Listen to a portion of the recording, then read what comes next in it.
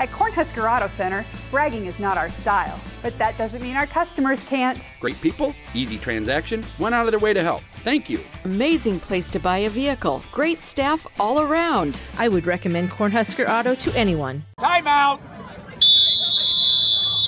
Welcome to this week's Week 2 episode of Timeout, featuring a couple of big wins by teams that may earn some promotions in their respective ratings.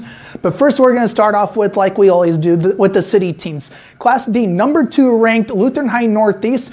The Eagles really took flight to open the season at Winnebago. To be bluntly honest, they might have been better flying there after dealing with a couple of flat tires on the way. But thankfully for them, they had no issues once the game started.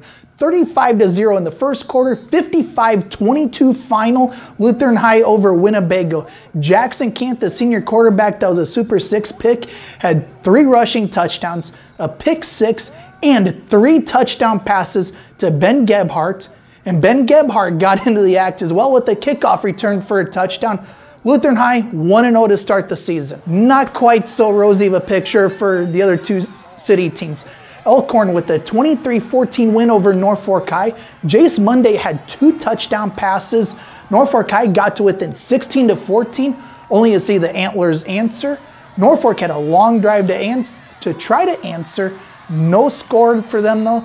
Norfolk High starts the season 0-2.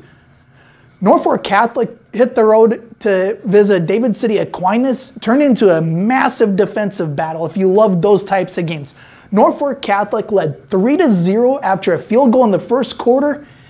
The scoreboard read Norfolk Catholic 3, Aquinas 0 for the next 38.5 minutes. I had to do the math just to double check, so somebody should check into that. David City Aquinas with a touchdown pass and an interception in the final 90 seconds though. Aquinas defeats Norfolk Catholic 14-3 and the Knights fall to 0-2 on the season. 6th-rated Hartington Cedar Catholic traveled to 4th-ranked Oakland-Craig.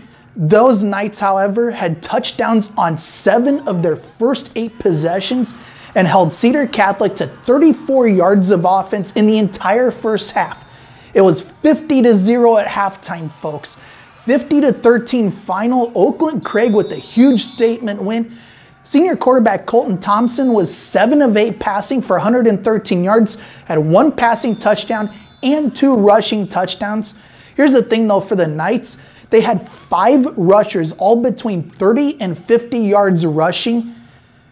It's kind of hard to defend an offense when you have that many backs coming at you. It keeps you pretty fresh as well. Like I said, a statement win in Class C2. And yeah, the ratings might have some changes based on a game like that. Turning our attention, however, over to Class D, 6th-ranked Bloomfield traveled to O'Neill to face St. Mary's in a battle of undefeated teams. And it also was a battle of backup quarterbacks. And it was 34-20 through 3 quarters before Bloomfield pulled away for a 56-26 victory. Here's Bloomfield coach Matt Kuhar. But we knew we had Logan Johnson there, and he really stepped up. This week he was like railroad train, and he was going down. The difference for the Bees was in one name, Logan Johnson. He accounted for every single of those 56 points for Bloomfield. 7 rushing touchdowns, 3 2-point conversion runs. He threw for a 2-point conversion, but for him, the highlight was probably a pick 6 in the 4th quarter that really changed the momentum for good for the Bees. Also in Class D, one rated matchup with Howells Dodge getting a huge victory over 7th-ranked Guardian Angels Central Catholic, 40-6. Another one of those results that, let's be honest, it may have an impact on the ratings for this coming week. Outside of those teams, however, there are just 3 8-man teams in the area that are 2-0 to start the season. Neely, Oakdale, Stewart, and Plainview. The rest of them are either 1-0 or there are some losses already this season. Kind of showing you the balance of 8-man football really throughout all of Northeast Nebraska. And as our routine has been for the last year or so, check out the ratings in Tuesday's paper. Predictions will come out Wednesday. And for all of our local sports coverage, just buy the newspaper or check out the digital subscription with that intro price of 99 cents a month. for the first 3 months, $4.99 a month after that. I gotta tell you folks, my ribs that I got for takeout at the church festival the other day cost more than that. Until next time, I'm Nick Benish, and thanks for taking a time out with us.